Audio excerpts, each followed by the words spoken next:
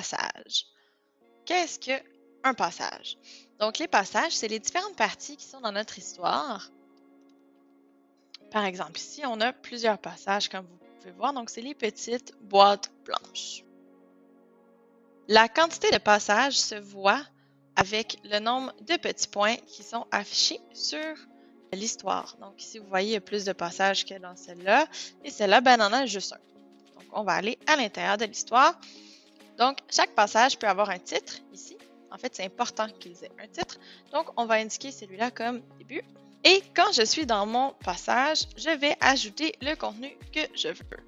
Donc, ici, Henri s'en va marcher en forêt avec sa maman. Donc, mon passage a ce contenu-ci. Maintenant, ce que je veux créer, en fait, le but, c'est que ça soit non linéaire. Donc, c'est que j'ai plusieurs options qui s'offrent à moi. Donc, je vais aller ajouter les options avec une forme spécifique. L'exemple que je vais faire ici, je vais le mettre aussi dans le texte qui accompagne la vidéo pour que vous puissiez aller copier-coller au besoin. Donc, en fait, j'ai besoin de crochets double. Je vais écrire qu'est-ce que je veux qui apparaisse dans l'écran. Donc, il va dans la rivière. Ensuite, je mets une ligne verticale qui se trouve à être à côté du 1, la touche numéro. Donc, si vous faites Shift et cette touche-là, normalement, vous avez votre ligne verticale. Et je vais indiquer où je veux envoyer mon lecteur s'il appuie sur « Il va dans la rivière ». Donc, je veux l'envoyer à « Rivière ».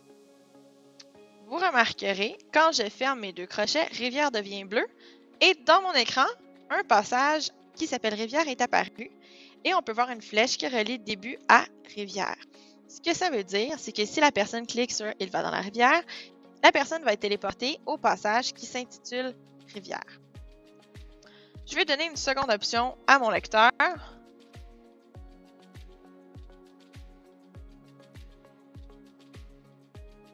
Je fais ma barre verticale encore une fois et je vais indiquer le nom du passage que je veux créer, livreur.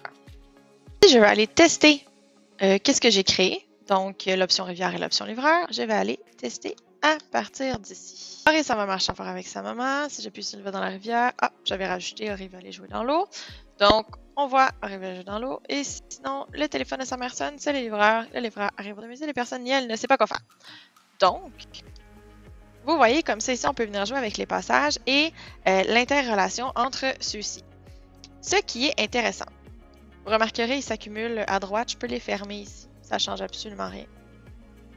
Donc, ce qui est intéressant, c'est qu'on peut se promener d'un passage à l'autre et on peut revenir aussi dans le temps. Donc, je pourrais aller dans Rivière et je pourrais aller indiquer il entend un ours ronfler au loin.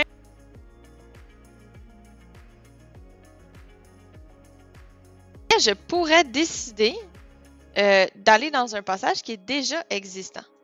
Il sait que le livreur doit passer aujourd'hui. Et là, je pourrais l'envoyer au passage du livreur. Et vous remarquerez ce que ça fait dans mon écran. C'est que Rivière est maintenant relié à livreur aussi. Attention quand vous entrez un nom de passage. Comme ça ici, livreur. Je dois absolument l'entrer exactement comme il est écrit dans le nom de mon passage.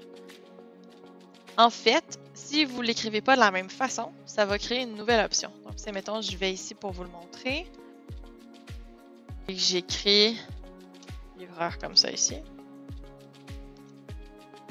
Voyez-vous, il a créé un nouveau livreur, juste parce que j'ai mis une lettre majuscule. Donc, il faut vraiment s'assurer qu'on entre comme il faut le mot exactement pareil. Il retourne sur le sentier.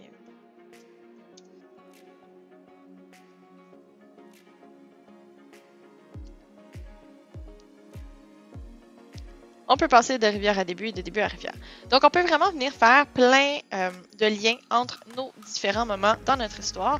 Et ce qui est intéressant avec ça ici, si vous l'utilisez dans votre classe d'art dramatique, c'est que vous pouvez venir créer vraiment une œuvre dramatique complexe qui, justement, est non linéaire, mais on peut vraiment aller travailler chacune des avenues et venir ajouter des dialogues, du son, des vidéos. Donc, ça peut être super intéressant pour ça.